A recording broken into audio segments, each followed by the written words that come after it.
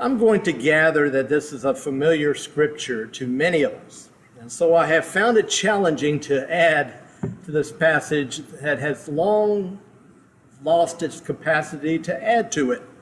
As Frederick Buechner once observed, this passage is like coins worn smooth with long handling. So let's start with how this scripture may be familiar to you. How so? When have you heard it? At what events? Feel free to unmute yourself to share. Where have you heard this scripture? Feel free. Anybody? Weddings. At weddings. I have weddings. I've had wedded people in the choir and the church here as well as you at home. Weddings. Funerals. Sunday school. Sunday school. Funeral. We're going to get to that, Louise. Funeral. All right. This scripture is often read at weddings, though it probably wasn't written with weddings in mind. As one scripture discussion participant put it yesterday, weddings are an off-label prescription for what Paul is really speaking of here, the liberating nature of love for spiritual community. Still, this passage is fitting for weddings. And yet, speaking from my pastoral experience here, many weddings today seem more about the freedom to fantasize than the freedom to love. Given today's 5-figure expectation for price tag for the average wedding, and given what TV has made of such ramp up to the altar, who's going to get that red rose?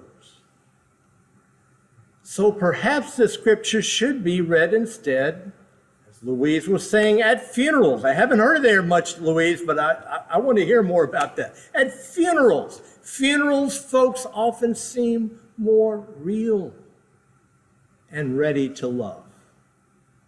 They are raw, vulnerable. They seem more authentic at times. At funerals, people can seem more human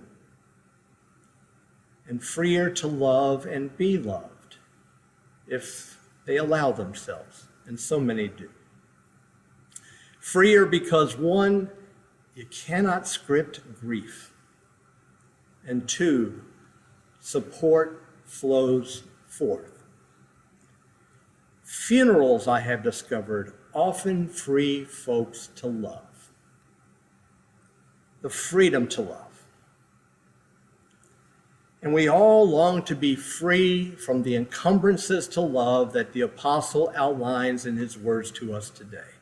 Envy, boastfulness, arrogance, rudeness, insistence, irritability, resentfulness, wrongdoing, all these permutations of fear and fear's offspring, hate, that the apostle Paul has noted.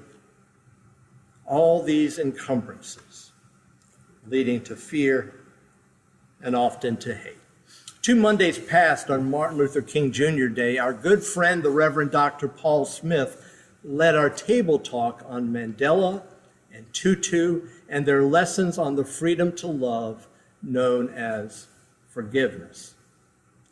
At the end of our 1 hour, the 30 of us assembled were presented with a glorious surprise. Paul Smith's good friend, Ambassador Andrew Young, phoned in. And over speakerphone on Zoom, Andy Young gave us 45 minutes of reflection on his close working relationship with Dr. King and after King's assassination about his political career.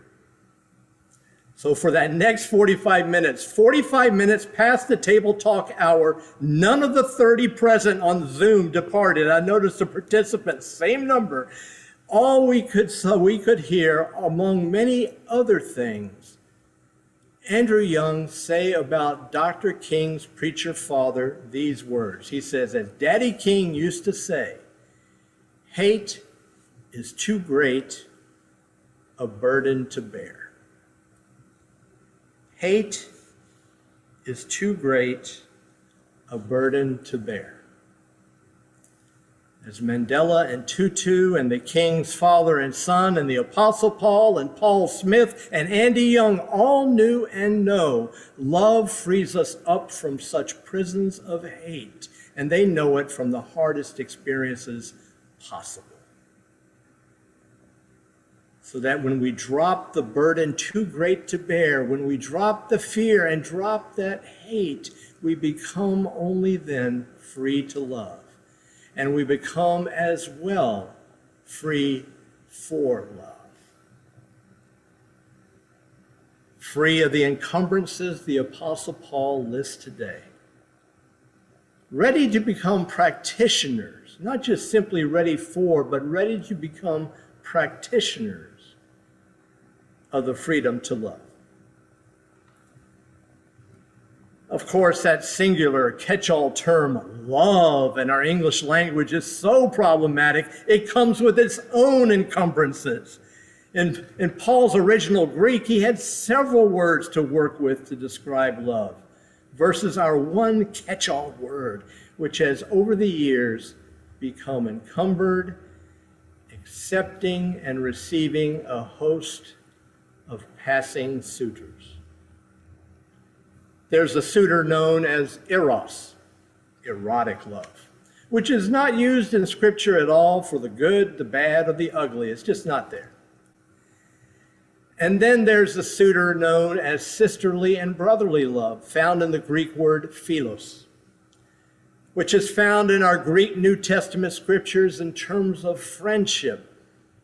And yet, as the New Testament writers make clear, philos involves the friend's own pleasure and enjoyment in demonstrating the love. Eros and philos, erotic or glad-handing versions of the word love we have today, both which can be great, but also can be abusive, obsequious, pacifying, and hypocritical. Much like some church folk I have known hiding under the cover of God righteousness so their self-righteousness don't stink so much. We've all encountered people like that. All while judging the world in the kindly words of the TV's church lady, well, isn't that special?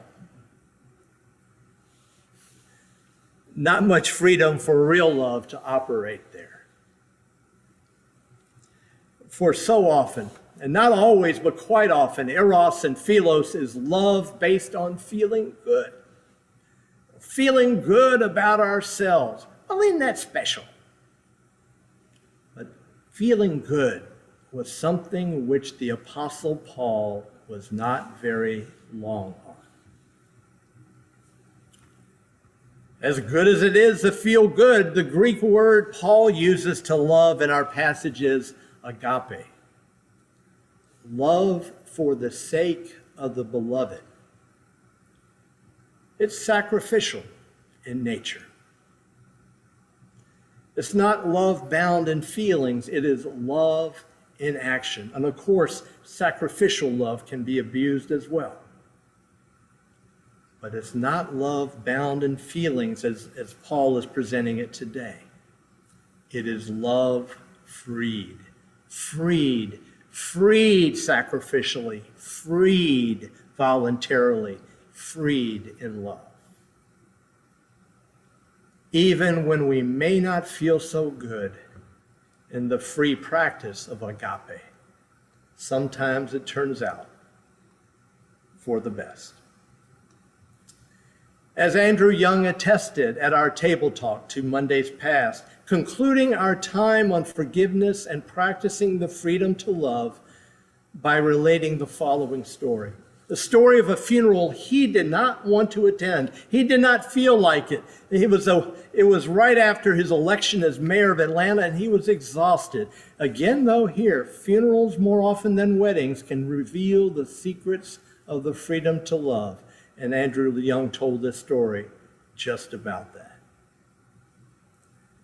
It was 1981, just elected mayor, exhausted. A longtime friend, a black friend, rousted him from bed and told him, "You've been elected the mayor now, and you must go to the funeral this afternoon of the wife of the Georgia Speaker of the House, the all-white, practically, Speaker of the House. Young protested. He didn't feel like it. He was exhausted. And besides, the Speaker, as he put it, was an old-fashioned Southern racist. And I said, I'm not going and sneaking into those white folks' church, disrupting their funeral. His friend said, no, you have to show up. You got to show up. You're the mayor-elect of Atlanta. And so, Young said, I went to this suburb of Atlanta. I dressed and we went over, and I didn't want to go in. I'll wait till they come outside, he said. And my friend said no. And then the usher came out and invited me in, and the Speaker of the House heard I was back there, and he jumped up off the mourner's bench and ran back, didn't say a word to me. Great big guy, grabbed me by the hand, dragged me down the center aisle of the church, family on the left, and on the right, all the former racist governors and senators of Georgia. And he took me right in front of Herman Talmadge and right in front of Lester Maddox and said, you two move over and make room for the mayor of Atlanta.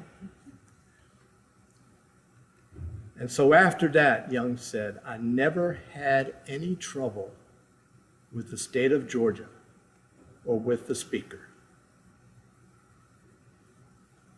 I didn't know it until then, Young said, that the fact that I would show up at the Speaker's wife's funeral was a statement of forgiveness.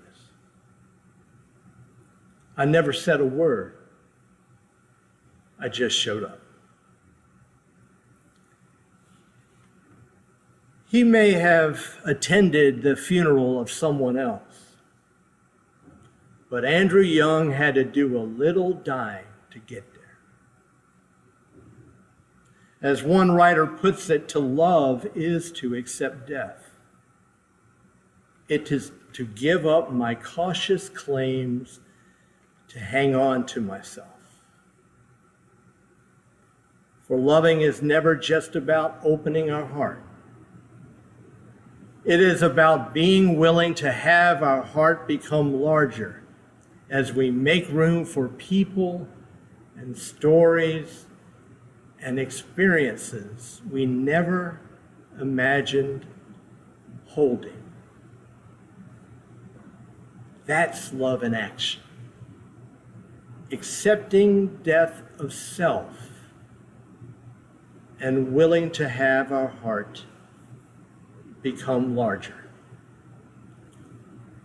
That acceptance and that willingness is the freedom to love.